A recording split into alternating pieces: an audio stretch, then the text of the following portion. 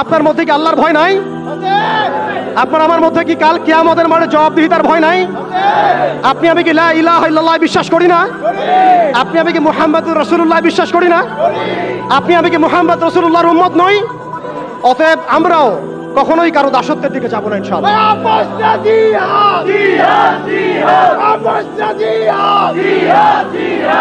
আমরাও ইনশাআল্লাহ তাআলা কোশ্চিনকালে এই জায়নিস্ট মুভমেন্টের, এই পশ্চিমাদের, এই দাজ্জালের অনুসারীদের দাসত্বের মধ্যে কখনো যাব না ইনশাআল্লাহ।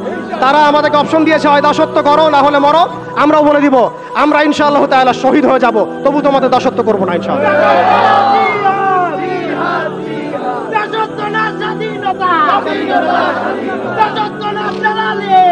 প্রিয় ভাইরা, আমি আর লম্বা করছি না, আমি শেষ করে দিচ্ছি।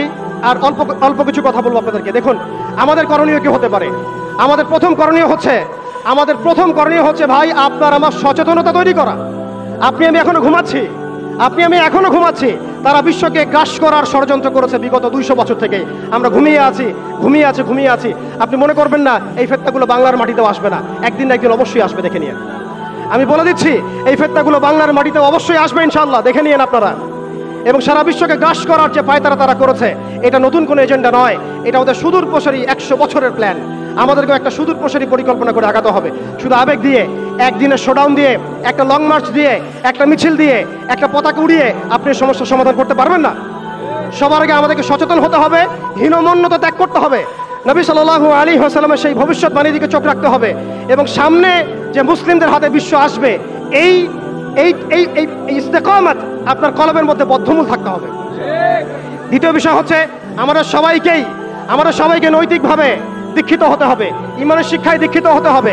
সবাইকে জীবন নিয়ে সিরিয়াস হতে হবে, নিজের জীবনটাকে, আমলটাকে, আখলাকটাকে আল্লাহর জন্য ঢেলে সাজাতে হবে, নবী সাল্লাল্লাহু আলাইহি ওয়াসাল্লামের সুন্নাহ মাফিক জীবনযাপন করতে হবে। এর সাথে আমাদের রাষ্ট্র ব্যবস্থায় যারা আছেন, সরকারে যারা আছেন, প্রশাসনে যারা আছেন, সমস্ত ভাইদেরকে মহব্বতের সাথে দাওয়াত দিতে হবে। ইনশাআল্লাহ এই মানুষগুলোর মধ্যে থেকে দেখবেন আগামীর খালিদ বের হয়ে আসছে, এই মানুষগুলোর মধ্যে আগামীর ওমর বের হয়ে আসবে ইনশাআল্লাহ। আমাদের পুলিশ ভাইদেরকে, আনসারদেরকে, বিজিবিকে, সেনাবাহিনীকে, আমাদের ঊর্ধ্বতন কর্তৃপক্ষকে, এমনকি এমপি মন্ত্রী সবাইকেই এই বিশ্বের বর্তমান প্রেক্ষাপট সহ ভবিষ্যৎ এবং বাস্তবতাটাকে বোঝাতে হবে, দাওয়াতটাকে আমভাবে প্রচার করতে হবে। একই সাথে আমাদের দেশের মধ্যে যত ইসলামিক দল আছে, যত ইসলাম ভাবাপন্থী, ইসলামিক মনোভাব সম্পন্ন মানুষ আছে, তাদের সবার মধ্যে একটা ঐক্যবদ্ধ প্ল্যাটফর্ম নিয়ে আসতে হবে। এখানেও যদি আপনি সাম্প্রদায়িক হয়ে যান, আপনি আগামীতে বাংলাদেশের কনফ্লিক্ট এড়াতে পারবেন না, আমরা সেই যুদ্ধে জিততে পারবো না। আমাদের অনৈক্যই হচ্ছে আমাদের সবচেয়ে বড় দুর্বলতা। এই অনৈক্যটাকে আমাদেরকে দূর করতে হবে। আল্লাহ পাক তৌফিক দান করেন। আমরা সর্বমহলে দাওয়াতের কাজ করব, সবাইকে আমভাবে দাওয়াত দিব, সারা বিশ্বের বর্তমান অবস্থা বুঝাবো, ভবিষ্যৎটা বুঝাবো এবং বাস্তবতাটাকে বুঝাবো ইনশাআল্লাহ। একই সাথে আমরা ঐক্যবদ্ধ হয়ে যাব, জীবন নিয়ে সিরিয়াস হয়ে যাব। আমরা আমাদের জায়গা থেকে যা পারি, যার যা সামর্থ্য আছে, বলতে পারলে বলবেন, লিখতে পারলে লিখবেন, অর্থনৈতিক সহযোগিতা করতে পারলে সেটা করবেন। আপনি যদি ভালো স্কলার হন, আপনি ইলম দিয়ে খেদমত করবেন। আপনি পলিটিক্যাল লিডার হলে আপনি পলিটিক্স দিয়ে খেদমত করবেন। ইকোনমিস্ট হলে ইকোনমি দিয়ে খেদমত করবেন।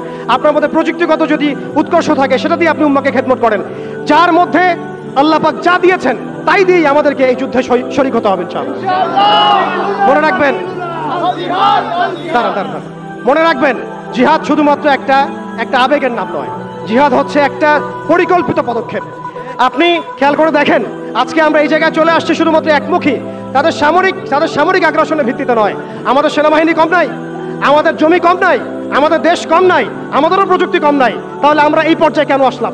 উত্তরগুলো আপনি খুঁজে বের করেন। আমাদেরও সেনাবাহিনী আছে, আমাদেরও রাষ্ট্র আছে, আমাদেরও জনবল আছে, আমাদের 200 কোটি মুসলমান আছে, আমাদের অর্থ ব্যবস্থা আছে, আমাদেরকে আল্লাহ পাক জমিন দিয়েছেন। কি দেন নাই আল্লাহ রাব্বুল আলামিন আমাদেরকে? তারপরে কেন এই জায়গায়? এর উত্তর আপনি খুঁজে বের করেন। উত্তর হচ্ছে একটাই। আল্লাহ পাক কোরআনে বলেছেন, ইন তানসুরুল্লাহ ইয়ানসুরকুম। ভালো করে শুনেন, সূরা মুহাম্মদ পড়ে দেখবেন, ইন তানসুরুল্লাহ ইয়ানসুরকুম। তোমরা যদি আল্লাহকে সাহায্য করো, তবেই আল্লাহ তোমাদেরকে সাহায্য করবেন। আমরা সবাই ব্যক্তি পূজায় লিপ্ত হয়েছি, দুনিয়া পূজায় লিপ্ত হয়েছি। আমরা সবাই দুনিয়াদারি নিয়ে ব্যস্ত হয়ে গেছি। আর যখন আমাদের ভাইরা মারা যাচ্ছে, তখন আমরা মায়া কান্না দেখাচ্ছি। এইসব ভণ্ডামি দিয়ে জিহাদ হবে না, এইসব ভণ্ডামি দিয়ে বাইতুল মুকাদ্দাস বিজয় হবে না। আল্লাহর কাছে ফিরে আসেন, পরিপূর্ণ দ্বীনে দীক্ষিত হন, ইন তানসুরুল্লাহ ইয়ানসুরকুম, তোমরা আল্লাহকে সাহায্য করো, অর্থাৎ তোমরা আল্লাহর দ্বীনকে সাহায্য করো, আল্লাহ তোমাদেরকে সাহায্য করবেন।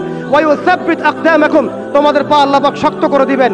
আল্লাহ সতর্ক করেছেন, ওয়া ইন তাতাওয়াল্লাউ, তোমরা যদি মুখ ফিরায় নাও, আল্লাহ থেকে তোমরা যদি মুখ ফিরায় নাও, ইস্তাবদিল কওমান গায়রাকুম, আল্লাহ পাক তোমাদেরকে সরাই দিয়ে নতুন কওমকে নিয়ে আসবেন। সুম্মা লা ইয়াকুনু আমসালাকুম, তারা তোমাদের মতো অপদার্থ হবে না। এটা আল্লাহ পাকের দ্ব্যর্থহীন ঘোষণা। অতএব পরিপূর্ণ ইসলামে দীক্ষিত হতে হবে, আমরা সবাইকে ইসলামে ফিরে আসতে হবে, ওলামায়ে কেরামের সাথে সম্পর্ক রাখা এবং একই সাথে জাতিগত একটা ঐক্য গঠন করা।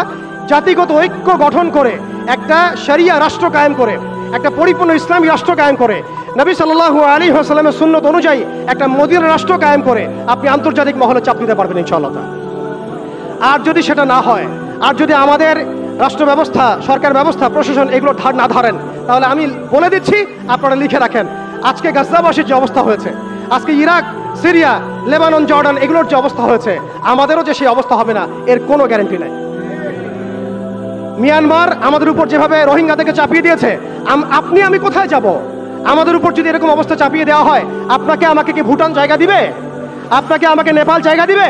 আপনাকে আমাকে কি মায়ানমার জায়গা দিবে? আপনাকে আমাকে কি ভারত জায়গা দিবে?